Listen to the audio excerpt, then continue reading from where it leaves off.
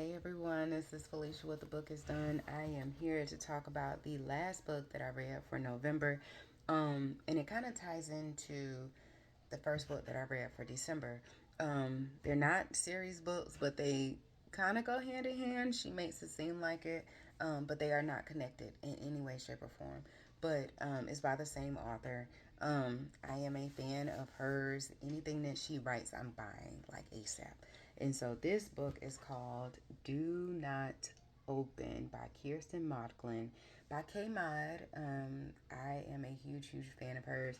Like I said, any book that she writes is an auto buy for me.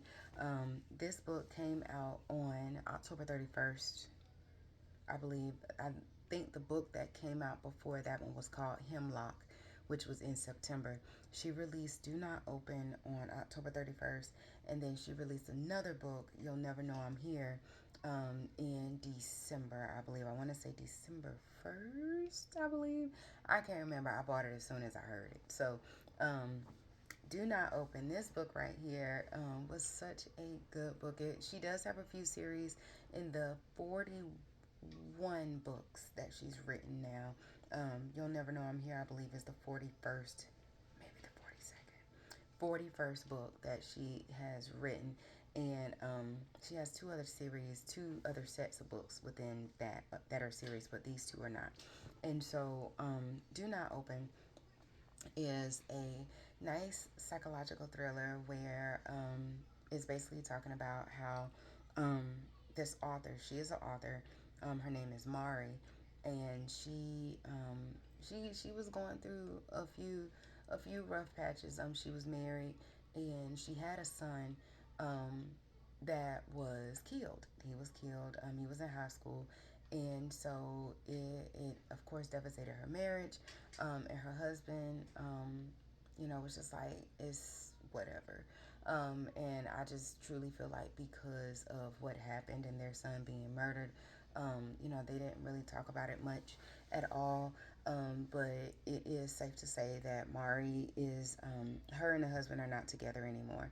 I don't believe that they are officially divorced, but I think so. Like I said, this is like in the beginning of December, because it came out on Halloween Day. I had it November 1st. And so Mari is talking to her agent, and her agent is like, I get it, things are happening, and I can't say I get it because I've never had a child that was murdered, but I can only imagine the amount of grief that you're in. I think that it would do you some good if you would just, do something, right? Or just do something. And so one day Mari gets an email from this person, because she was on Instagram and things of that nature. But she gets an email that says, I would love, my wife and I are huge fans. We would love to meet you. And she was very open as to, where she is location wise. And so the man was like, my wife and I, are huge fans. We would love to sit down with you, whether it's for a personal book signing or just for dinner. We're in the area, so we would love to meet you. Please consider it. I'm an agent, not an agent, but he's like in the big, he's in the show business, if you will, the movie industry. And so, I would love to just talk to you to see what kind of opportunities are, possible. And Maria was like, this isn't real. Like, why would he reach out to me? Like, she was pretty well known for her work, but she was just like, I don't know. And her agent was like, girl, I looked him up. He says he is who he says he is. Like, he has his big production company, and he's this and he's that, and he's very well known. I would say just go check it out. What harm could it do? Y'all can meet in a public place. But definitely go see. I mean, girl, he could put you on the map, put you back on the map for bigger things and turn your books into movies. So she's like, okay, cool. So she decides to meet them at their house.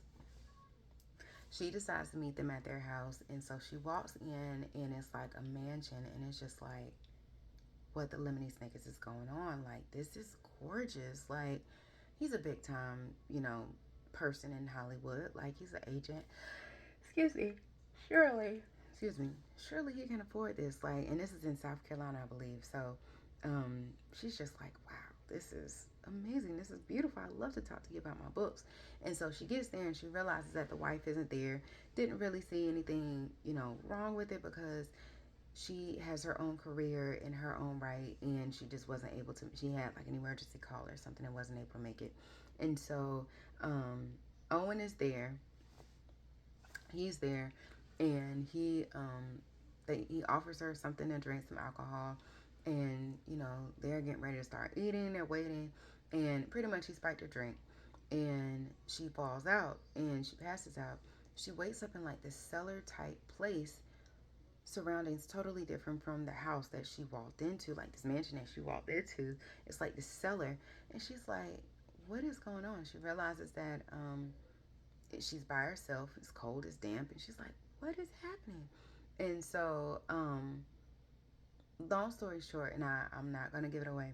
I'll stop right here with the spoilers and whatnot. But he says he comes into the room. She realizes that she's being recorded. It's like the small TV. It's like literally hostage type situation stuff. So that is a trigger with kidnapping and things of that nature. But he says, "I am your number one fan." And she's like, "Okay, well, that's great. We can talk about this another way. I'm thank you for being my fan, but this is not funny. Like this, I'm not having a good time. This is not funny." She realizes that he's very serious, and he's like, ever since that happened, you've stopped writing, and I need you to write again. I believe in you. You need to write books. I feel as though that would make you feel better if you just write. It'll be your source of release. And she was like, "This is scary. This is not the way to go about, you know, treating one of your favorite authors. Like, you need to let me go." And so then it turns into like a real situation, and he starts doing things to her that she does in the book. And it's like apparently the books that she's written are like psychological thriller books, murder mystery type books, where she gets very graphic. Someone gets burned with cigarettes. Someone slices off their skin in the form of a jigsaw puzzle piece. Things of that nature. So he starts to do. I'm giving away more of the book, but he starts to do some things that are, in some of her books, and so he's like, "I'm trying to encourage you to write," and she's like, "You are crazy.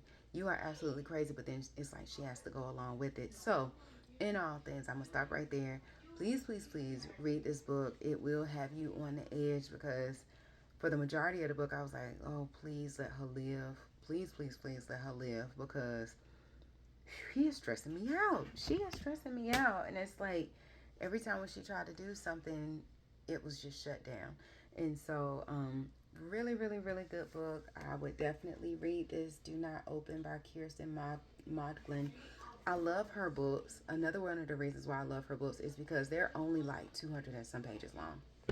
Like at the most, it may be like 215, 20 pages long.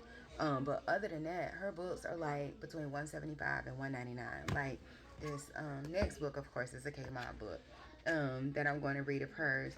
This book is